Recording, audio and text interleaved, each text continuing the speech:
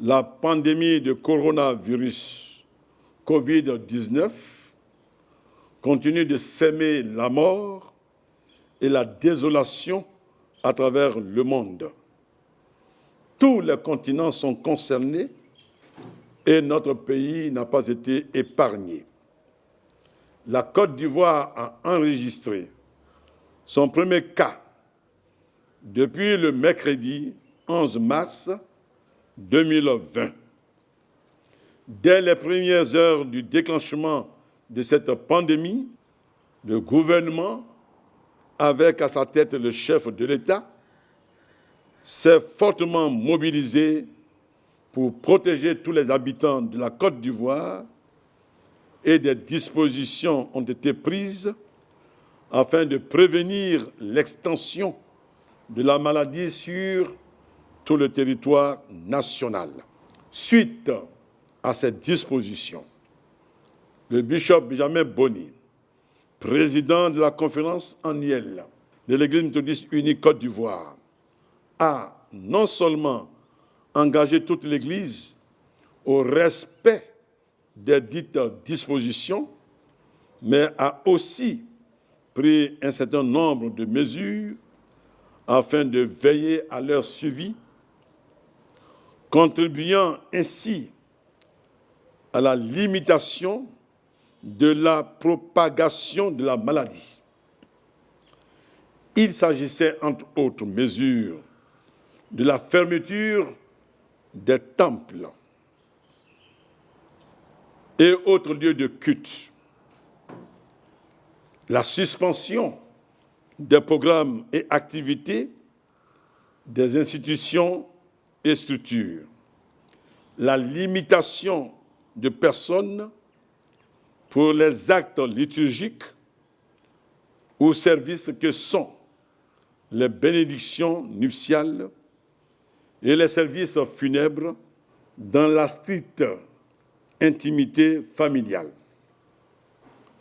Le bishop Benjamin Boni félicite toute la population ivoirienne et particulièrement les fidèles méthodistes pour les efforts et sacrifices consentis en cette période. Il salue le sens élevé de la responsabilité des surintendants, des révérends pasteurs, des présidents des laïcs, des responsables des institutions, des conducteurs de classe, du Conseil des finances et de l'administration, des intendants, de la Direction générale de la communication et toutes ces entités et toutes les familles méthodistes. Les habitudes ont été bouleversées, les activités et programmes suspendus, les actions de solidarité réduites, mais l'Église, en tant que corps de Christ, est restée debout dans la méditation de la parole de Dieu, la prière, et s'est étendue au sein des familles, dans les maisons. Gloire à Dieu.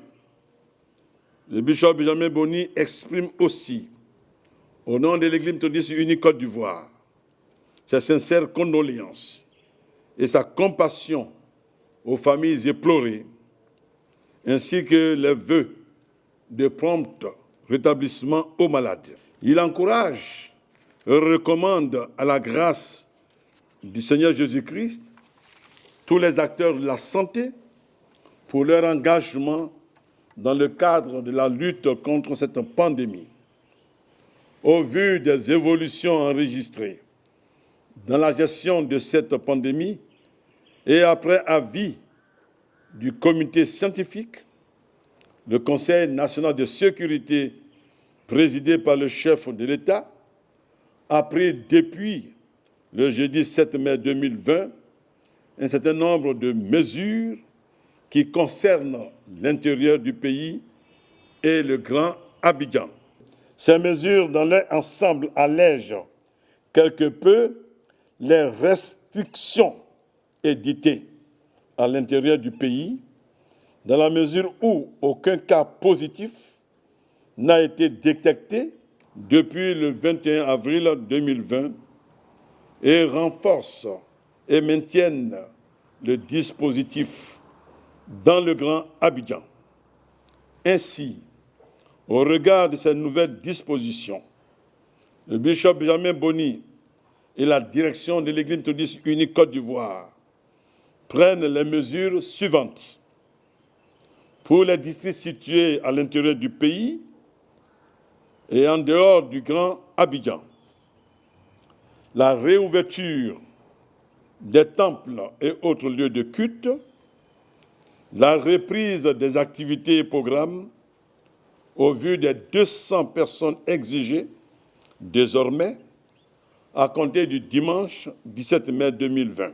Ainsi, le nombre de cultes du dimanche va tenir compte de l'effectif de la communauté dans le respect des mesures de distanciation et de protection communiquées par le gouvernement. Les surintendants et les présidents des laïcs devront veiller à la mise en œuvre et à l'exécution méticuleuse de ces mesures. En ce qui concerne la réouverture des établissements scolaires, la direction de l'Église attend les modalités qui seront communiquées par les ministères concernés et invite par ailleurs le Conseil éducation et formation à réunir tous les responsables du système éducatif méthodiste en vue de lui faire des propositions pour la mise en œuvre de la dite reprise.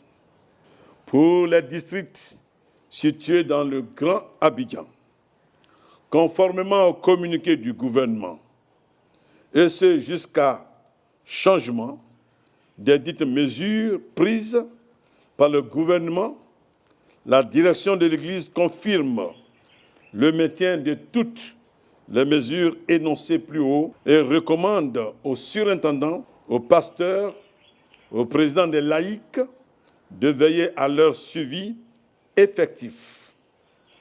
Le bishop Benjamin Boni et l'Église méthodiste unie Côte d'Ivoire, solidaires des actions du gouvernement dans cette lutte, invitent toute la population de Côte d'Ivoire au suivi des gestes barrières afin de nous protéger et protéger les autres. Il invite toutes les confessions religieuses à demeurer en prière contre cette pandémie. Le bishop Benjamin Boni encourage le peuple méthodiste à demeurer dans la prière et à rester mobilisé pendant les temps de jeûne et prière tous les vendredis jusqu'à nouvel ordre. Notre Dieu règne encore et il est à l'œuvre pour sauver l'humanité et la Côte d'Ivoire.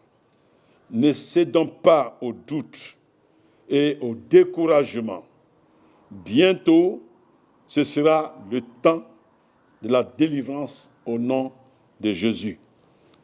Que le Dieu d'amour secours et garde le monde et notre pays. Amen.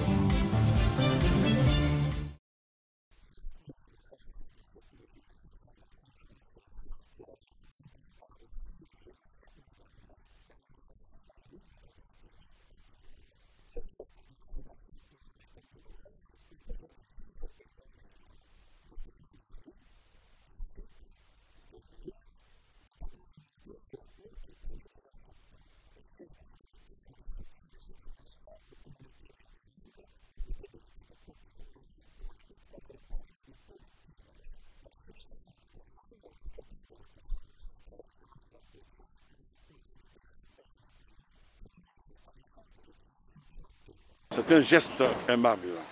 En ces temps de confinement, en ces temps de peste meurtrière, de pandémie, Et ce geste vraiment fait du bien à toute la communauté méthodiste unie Côte d'Ivoire.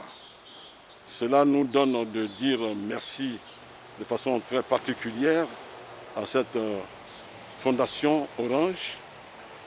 C'est un geste d'amour, de solidarité, un geste de fraternité en ces temps difficiles que nous traversons.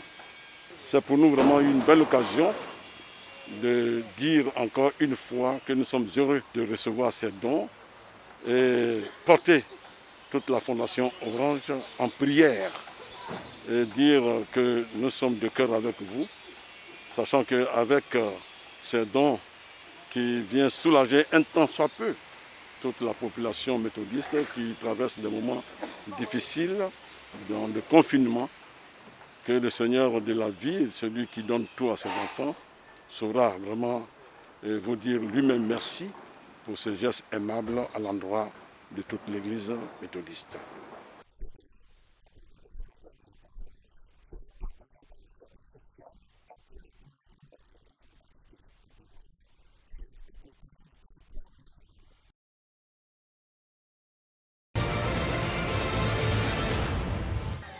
Dans l'histoire du temple Cité des Grâces d'Anoumabo, dans le district d'Abidjan Sud, 1914 est une année charnière. Parce que c'est dans le courant de cette année que d'importants changements se sont opérés dans la vie de cette communauté, avec la construction de leur temple. Temple qui a été dédicacé à cette époque par le regretté pasteur Lambert Ncho, alors surintendant du district d'Abidjan Sud.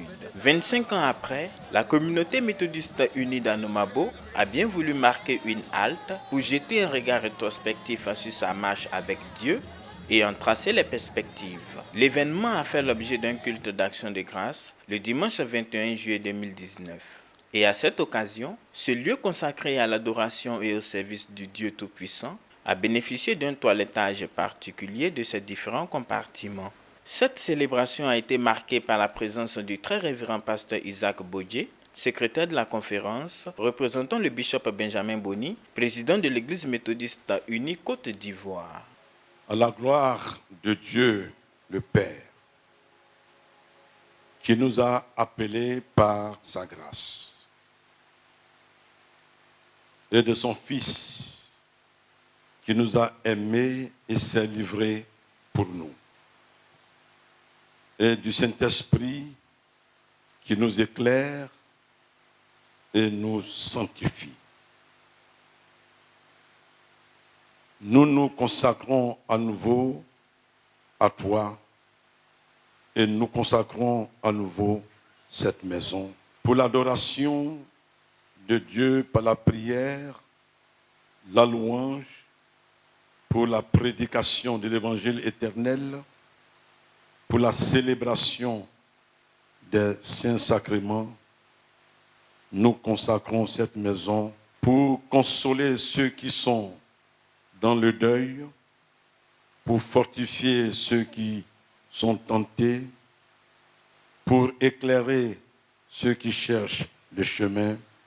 Nous consacrons cette maison. Le peuple méthodiste d'Anoumabo, faut-il le préciser, est composé en grande partie des autochtones Hatchans engagés dans l'œuvre de Dieu. Précédemment localisé sur le site actuel de la commune du Plateau, puis au lieu actuel occupé par le palais de la culture de Trècheville, ce peuple Hatchan s'est finalement retrouvé avec le développement d'Abidjan à Anoumabo aujourd'hui dans la commune de Marcory. Ces moments inoubliables ont été partagés avec le maire de la commune. Mais c'est un esprit de joie et de fierté.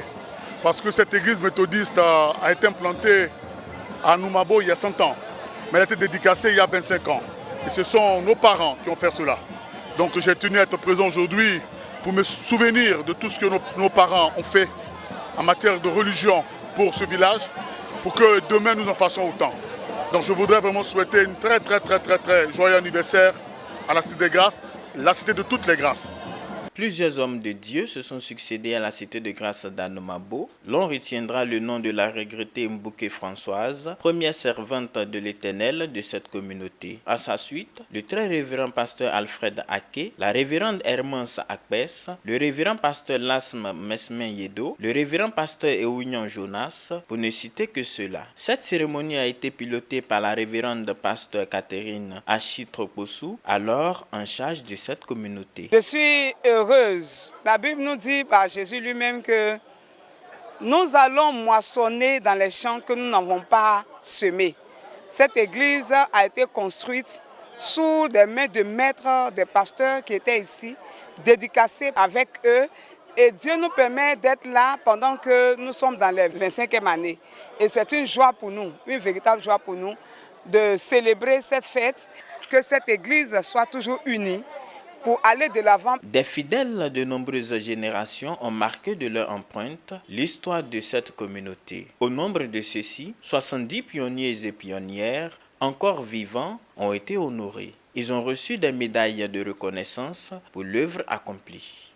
Je suis très impressionnée parce que j'étais beaucoup hospitalisée. Mais le Dieu, le grand Dieu qui m'a aidée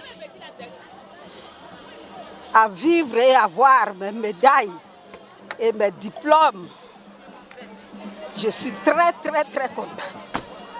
C'est une joie immense pour nous, de un grand jour, pour cette décoration, parce que les 25 ans de notre église marquent l'histoire de notre temple de grâce d'Anomabo.